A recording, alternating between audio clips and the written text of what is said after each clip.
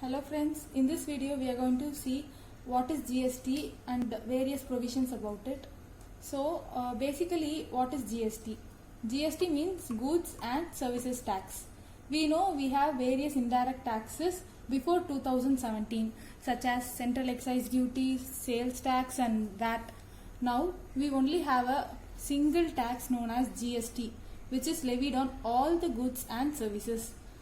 This GST is implemented in India on 1st July 2017. So from 1st July 2017, GST is implemented in India. Now we will see the important aspects of GST. First, uniform tax structure all over India. That is, GST tax rate is same all over India. It doesn't differ from state to state. But in earlier regime we had sales tax and other indirect taxes which differ from each state. But under GST we have a uniform tax rate applicable to all the states and the same percentage. Next, continuous chain of tax credit. So we know what are the tax credits, like if you are going to pay your output tax, you will get credit on your input tax. We familiarly know this as CENVAT credit, but now we call it as ITC, input tax credit, under GST. So it is like when you are going to pay your output tax, you can claim credit for the tax you paid for your input. We will see this continuous tax credit, that is input tax credit, in a separate video with a detailed explanation. Value added tax levy on sale. So GST is a percentage of tax levied on the value added on a sale. So while you are going to make a sale, the tax rate which the government is going to collect is on the value added on it. Next, destination based consumption tax. So GST is a destination based consumption tax because this principle is very important, destination principle. That is, this destination decides which state can collect GST. So the state where the goods reach, that is the destination point of the goods, that state can collect GST. In other words, which state is going to consume the goods, that state has the right to collect GST. Then removal of cascading effect. So we know cascading effect means tax on tax. That is, a same good may be taxed again and again indirectly, but still under GST this cascading effect is removed. Now we will see what are the goods and services covered under GST. Generally GST covers all the goods and services. So all the goods and services are covered under GST except alcoholic liquor for human consumption. Except this, each and every good is covered under GST. Even this pen is covered under GST. Let's see. But there are certain items for which as of now GST is not imposed, but may be imposed in future. But as of now, no GST is imposed on these goods, such as petroleum crude, petrol, diesel, natural gas, aviation turbine fuel, and as we saw, alcoholic liquor for human consumption. For all these goods we don't have GST. We have GST for all the other goods except these goods. So now let's see the model of GST. GST is a dual model. That is, there are three different taxes. First thing is CGST, SGST, IGST. And we also have UTGST. Let's see that later.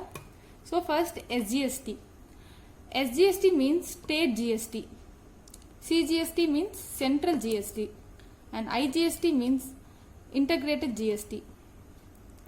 This, from the name itself we can know that state GST is collected by the state government. The state which has the right to collect GST will collect SGST, and CGST is collected by the central government.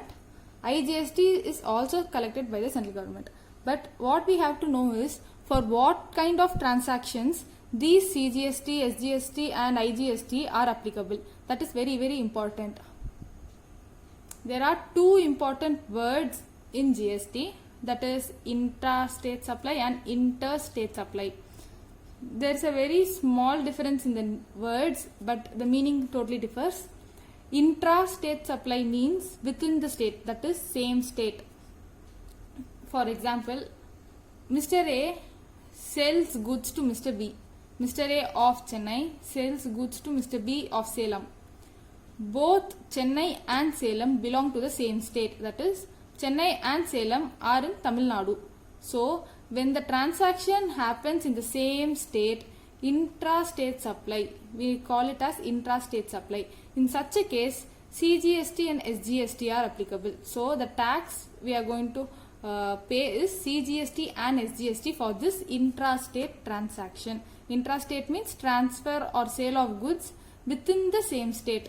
Within the same state, if a supply is going to happen, it is known as intrastate supply, and CGST, SGST is applicable. Now we will see interstate supply. Interstate supply is between states, that is different states. Like for example, here X from Delhi sends goods to Y in Mumbai. So this happens in two different states.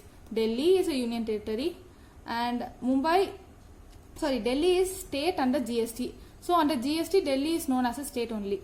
So Mumbai is in Maharashtra. So this transaction happens between two states. One is Delhi and another is Maharashtra. So this transaction is interstate supply. In interstate supply, IGST is applicable, that is Integrated Goods and Services Tax. Whenever a transaction happens between two different states, like Tamil Nadu and Andhra Pradesh, Maharashtra and Karnataka, or Gujarat and Rajasthan, such a cases we call it as interstate supply, and IGST is applicable. It is a single tax, and this is two different taxes. So here we are going to see a small example how to find interstate and interstate, and how we are going to calculate the value of the goods supplied. In this question, Mr. K of Chennai supplied goods for 25,000 to Mr. A of Salem. Find the total price chargeable by Mr. K, who is liable to pay GST. Rates: IGST 18%, CGST, SGST 9%. So in this question, it is very clear that K is from Chennai and Mr. A is from Salem. Both are in the same state, Salem and Chennai. The transaction value is 25,000. So when both the supplier and the recipient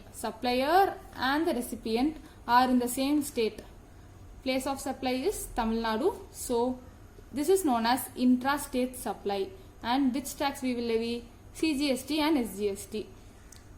Another important point to notice, IGST will be the same value of CGST and SGST, that is CGST plus SGST will be equal to IGST. It is the same percentage of tax, but in case of intrastate, it is equally spreaded.